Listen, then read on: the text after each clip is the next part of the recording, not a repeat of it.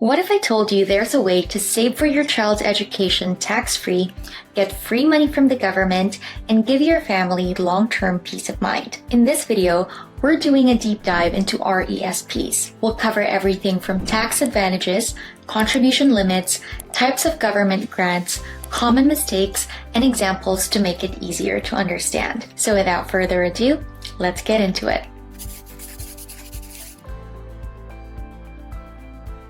First things first, what exactly is a registered education savings plan? It is a special tax advantage savings account for post-secondary education. In plain terms, you put aside money for your child's future education and the government matches part of it. These contributions are not tax deductible, unlike RRSPs, so you don't get a tax break up front. Any interest or investment gains stay inside the plan until withdrawal. When it comes time for your child to go to school, the RESP pays out in two parts. First, through contributions. Since you already paid tax on this money, it comes out to you or your child completely tax-free. And second is through educational assistance payments. This includes the interest and growth plus all the government grants. Growth and grants are taxed as student income, usually at a low rate, and your original contributions are tax-free. Speaking of government grants and incentives, one of the biggest benefits of an RESP is the free money from the Canadian government. There are two main federal incentives,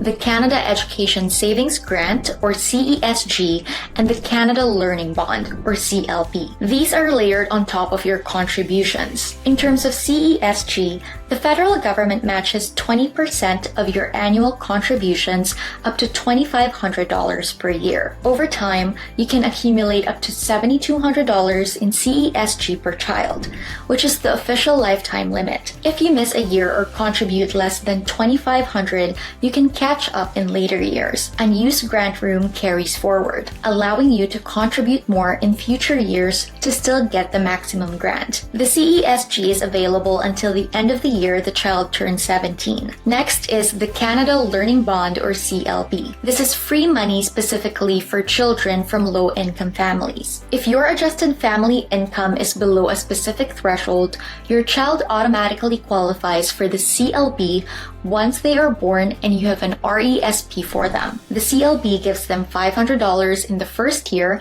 then $100 each year until the child turns 15. Unlike the CESG, no contributions are required to get the CLB. It's entirely free money. The bond is retroactive, meaning you can apply for past years if you didn't previously claim it, up until the child's 18th birthday. Together, CESG and CLB can add thousands to your education savings. For example, a family that qualifies for the CLB will get $2,000 extra per child without lifting a finger. And anyone saving with an RESP can get up to $7,200 more through the CESG. Now let's talk about contribution limits and rules. There's no annual contribution limit imposed by law. You can put in as much as you want each year. However, the government only matches on the first $2,500 per year for CESG purposes. The lifetime contribution limit is $50,000 per child. Any excess over $50,000 triggers a 1% per month penalty until corrected. So it's important to track this. Each beneficiary must be a Canadian resident with a social insurance number to receive grants. Anyone can contribute to an RESP. It doesn't have to be the parent. For example, grandparents, aunts, uncles, or friends can add money for the same child. Just coordinate with the RESP holder so you don't accidentally over-contribute. Now let's go over the different types of RESPs. First is the individual or non-family RESP. An individual RESP is simple and flexible. Each child has their own plan and you don't have to share funds. Number two are family RESPs. In a family plan, contributions and grants can be shared among the kids. For example, if one child doesn't use all their portion, another sibling can receive more later. Each child still has their own CESG limit of $7,200. Family plans are great for parents with 2 or more kids.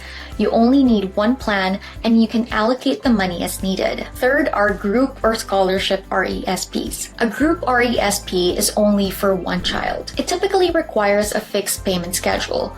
often monthly, and has more restrictions.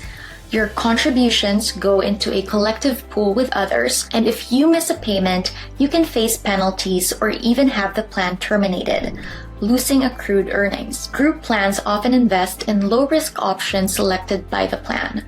They can be useful if you need a forced saving structure, but they're much less flexible than individual or family plans. Regulators warn that if you don't pay on time, you may have to give up some or even all of your investment earnings. Now let's go over the common mistakes when it comes to RESPs. Mistake number 1 is waiting too long. The earlier you start, the more time your savings have to grow. You don't have to save a lot at first. Even $50 a month will accumulate. Mistake number 2 is not maximizing the grant. To get the full $500 CESG each year, you need to contribute $2,500 per year. Some people make the mistake of contributing much less and missing out on grant money. So try to contribute at least $2,500 annually if you can afford it. If you can't each year, remember that you can catch up later by contributing more in a future year to claim missed grants. Mistake number 3 is over-contributing. Don't let total contributions exceed $50,000 per child. Going over leads to a 1% per month tax penalty on the excess. Keep track of contributions, and if you accidentally exceed the limit, withdraw or transfer the excess funds quickly to avoid penalties. Next is falling behind on payments when it comes to group RESP. If you choose a group scholarship plan, you must follow their payment schedule. Missing a payment can cancel your plan, and you might lose the interest on your contributions. Only join a group plan if you are sure that you can commit to the fixed payments. Next is forgetting the CLB. If you're eligible for the CLB, be sure to apply for it. It's free money that often goes unclaimed. You can apply retroactively until the child is 18. Don't let your family lose out on up to $2,000 of free money. In summary, an RESP is a powerful way to save for education in Canada. By starting early and saving regularly, you benefit from both tax-deferred growth and significant government contributions. Over a child's lifetime, these grants can add thousands of dollars to your savings. You can use it for university, college, or community college. The most important thing is to take advantage of the RESP tools available. A bit of savings each month, plus the government's help, can make a big difference when it's time for tuition. Thank you for watching, and I'll see you in the next one.